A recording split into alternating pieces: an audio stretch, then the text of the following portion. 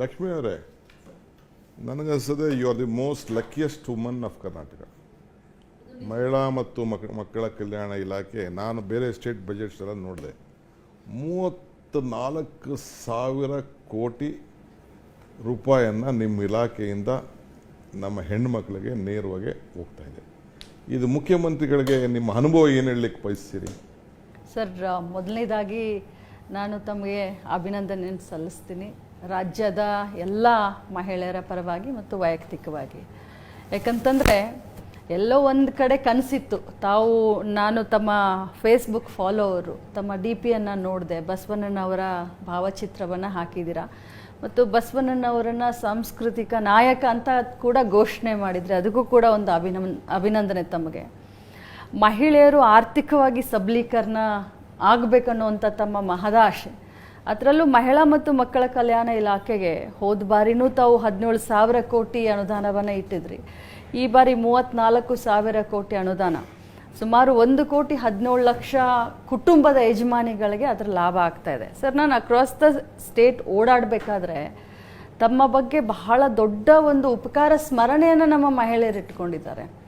ಬೇರೆ ಯಾರಿಗೆ ಮಾಡಿದ್ರು ನೆನೆಸ್ತಾರೋ ಇಲ್ಲೋ ನನಗೆ ಗೊತ್ತಿಲ್ಲ, ಮಹಿಳೆಯರು ಉಪಕಾರವನ್ನು ತಗೊಂಡ್ರೆ ಉಪಕಾರ ಸ್ಮರಣೆಯನ್ನೇ ಇಟ್ಕೊಂಡಿರ್ತಾರೆ ಸರ್. ಯಾಕಂದರೆ ಎಲ್ಲೋ ಏನೋ ಕಷ್ಟದಲ್ಲಿ ಇದ್ದಂಥವ್ರಿಗೆ 2,000 ರೂಪಾಯಿ ನಮಗೆ ಇಲ್ಲಿ ಕೂತ್ಕೊಂಡು ಕಡಿಮೆ ಅನಿಸ್ಬೋದು, ಬಟ್ ಅದು ಬಹಳ ದೊಡ್ಡ ಒಂದು ಸಹಾಯ ಹಸ್ತ ಆಗಿದೆ ಮತ್ತು ಅವರ ಆರ್ಥಿಕ ಸಬಲೀಕರಣಕ್ಕೆ ಅದೊಂದು ದೊಡ್ಡ ಒಂದು ಹೆಲ್ಪ್ ಆಗಿದೆ ಸರ್. ಸರ್, ನಂದೊಂದು ಪ್ರಶ್ನೆ ತಮಗೆ. ಈಗ 3.5 ಗಂಟೆ ಸರ್ ಇವತ್ತು ನಿರರ್ಗಳವಾಗಿ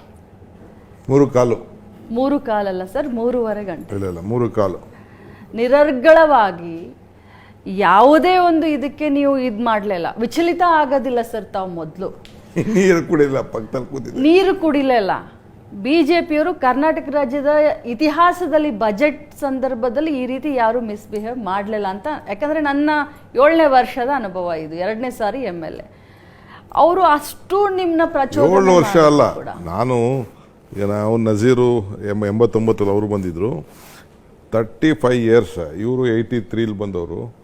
ಯಾರೂ leader of the opposition party, ದಳ ಇರ್ಬೋದು, BJP ಇರ್ಬೋದು, ಕಾಂಗ್ರೆಸ್ ಇರ್ಬೋದು, ಅವರು ಅಪೋಸಿಷನ್ ಇದ್ದಾರೆ, ನಾವು ಅಪೋಸಿಷನ್ ಇದೆ. ಯಾವಾಗೂ ಕೂಡ ವಿರೋಧ ಪಾರ್ಟಿಯವರು ಬಜೆಟ್ ದಿನ ಈ ರೀತಿ ಬಿಹೇವ್ ಮಾಡಿದ್ದು ವಿಚಲಿತ ಆಗಲೇ ಇಲ್ಲ, ಯಾವಾಗೂ ಇಲ್ಲ. ನಾನು 35 ಇಯರ್ಸ್ ನಾನು ಇಲ್ಲಿದ್ದೀನಿ ಸರ್. ತಾವು ವಿಚಲಿತ ಆಗಲಿಲ್ಲ. ಜೊತೆಲಿ ಈ ಬಾರಿ 56,000 ಕೋಟಿ ಈ ಗ್ಯಾರಂಟಿಗಳಿಗೆ ಇಟ್ಟು ಮತ್ತು ಎಲ್ಲ ಇಲಾಖೆಗೂ ಕೂಡ, ಅಂದರೆ ಸರ್ವರ ಅಭಿವೃದ್ಧಿ ಯಾವ ರೀತಿ ಹೇಳಿದ್ರು, ಸಮಬಾಳು ಸಮಪಾಲು ಅನ್ನುವಂಥ ತತ್ವದೊಂದಿಗೆ ಎಲ್ಲ ಇಲಾಖೆ ಸರ್, ಅದು ಶಿಕ್ಷಣ ಇರ್ಬೋದು, ವೈದ್ಯಕೀಯ ಶಿಕ್ಷಣ ಇರ್ಬೋದು, ಗ್ರಾಮೀಣ ಅಭಿವೃದ್ಧಿ ಇರ್ಬೋದು, ಮಹಿಳಾ ಮಕ್ಕಳ ಕಲ್ಯಾಣ ಇರ್ಬೋದು, ಅಥವಾ ನಜೀರ್ ಭಯ್ಯ ಅವ್ರದ್ದು ಇರ್ಬೋದು, ಅಥವಾ ಫಾರೆಸ್ಟ್, ಎಲ್ಲ ಇಲಾಖೆಗಳನ್ನು ಸಮನಾಗಿ ನೋಡಿದ್ರ ನಿಮ್ಗೆ ಕಷ್ಟ ಆಗಲಿಲ್ಲ ಸರ್? ಕಷ್ಟ ಅಂತ ಏನಲ್ಲ, ಅವರು ಪ್ರಚೋದನೆ ಮಾಡ್ತಾರೆ ಅಂತ ಗೊತ್ತಿತ್ತು ನನಗೆ. ನಿನ್ನೆ ಅನುಭವ ಆಗಿತ್ತು ಕೌನ್ಸಿಲ್ನಲ್ಲಿ, ಅದರಿಂದ ಇವತ್ತು ಮಾಡ್ಬೋದು ಅಂತಕ್ಕಂಥ ಊಹೆ ಇತ್ತು, ನನಗೆ ನಿರೀಕ್ಷೆ ಇತ್ತು. ಇಲ್ಲಿ ಅವರು ಪ್ಲ್ಯಾಂಡಾಗಿ ಬಂದಿದ್ರು, ಅವರು ಇದನ್ನು ಮಾಡ್ಕೊಂಡು ಬಂದ್ಬಿಟ್ಟಿದ್ರು, ಎಲ್ಲ ಪ್ಲಕಾರ್ಡ್ಗಳನ್ನೆಲ್ಲ ಹಿಡ್ಕೊಂಡು ಪ್ಲ್ಯಾಂಡಾಗಿ ಬಂದಿದ್ರು. ನಾನು ಶುರು ಮಾಡ್ತಿದ್ದಾಗಲೇ ಶುರು ಮಾಡಿದ ಅವನು ಸುನೀಲ್, ಏನೂ ಇಲ್ಲ ಏನಿಲ್ಲ ಏನಿಲ್ಲ ಅಂತ. ಏನಿಲ್ಲ ಅಂದರೆ ಅವ್ರ ಹತ್ರ ಏನಿಲ್ಲ ಅಂತ, ಅವ್ರ ತಲೆಯಲ್ಲಿ ಏನೂ ಇಲ್ಲ ಅಂತ, ಅದರ ಅರ್ಥ ಬುದ್ಧಿನೇ ಇಲ್ಲ ಅವಕ್ಕೆ, ಅವ್ರಿಗೆ ಬುದ್ಧಿನೇ ಇಲ್ಲ ಅಂತ ಹೇಳಿ ಏನಿಲ್ಲ ಬಜೆಟ್ನಲ್ಲಿ ಅಂತ. ಬಿಕಾಸ್ ಬಜೆಟ್ ಪುಸ್ತಕ ಓದಿಲ್ಲ, ಬಜೆಟ್ನಲ್ಲಿ ಏನಿದೆ ಅಂತ ನೋಡಿಲ್ಲ.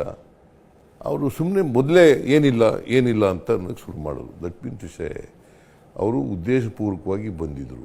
ಒಂದು, ಅವರಿಗೆ ವಾಸ್ತವಿಕವಾಗಿ ಅನ್ಯಾಯ ಆಗಿದೆ ಅಂತಕ್ಕಂಥದ್ದು ಗೊತ್ತು. ಆದರೆ ದಿಲ್ಲಿಯವರ ಮಾತುಗಳಿಗೆ ಅವರು ಎದುರುತ್ತರ ಕೊಡೋಕ್ಕಾಗೋದಿಲ್ಲ, ಸೊ ವಿರೋಧ ಮಾಡೋಕ್ಕಾಗಲ್ಲ, ಸತ್ಯ ಹೇಳೋಕ್ಕಾಗಲ್ಲ.